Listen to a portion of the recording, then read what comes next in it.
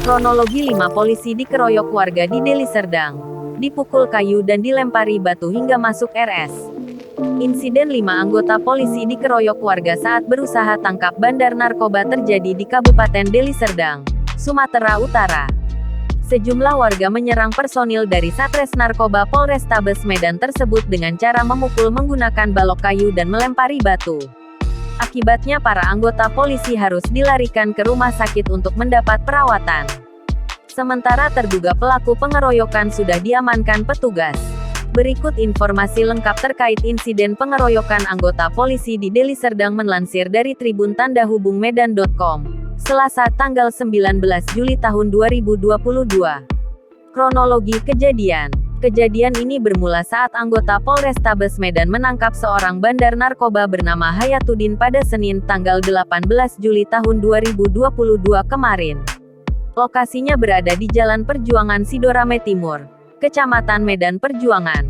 Dari tersangka Hayatuddin kemudian dilakukan pengembangan hingga muncul tersangka lain bernama Balula.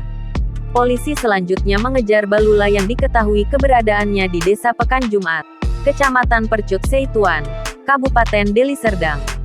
Disinilah petugas dikeroyok warga dan memaksa Balula untuk dilepaskan. Massa memukul dengan balok kayu dan melempari anggota kepolisian dengan batu.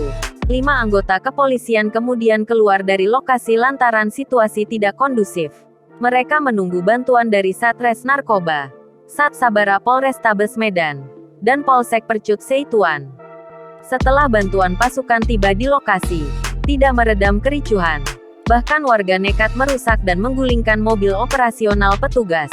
Korban dilarikan ke rumah sakit. Kabid Humas Polda Sumut, Kombes Hadi Wahyudi membenarkan kejadian ini.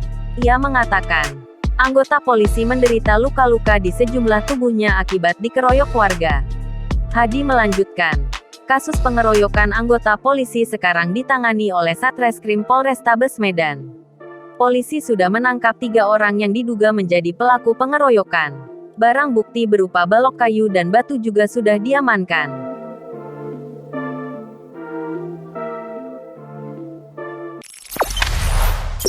Jangan lupa subscribe, share, komen, dan like ya!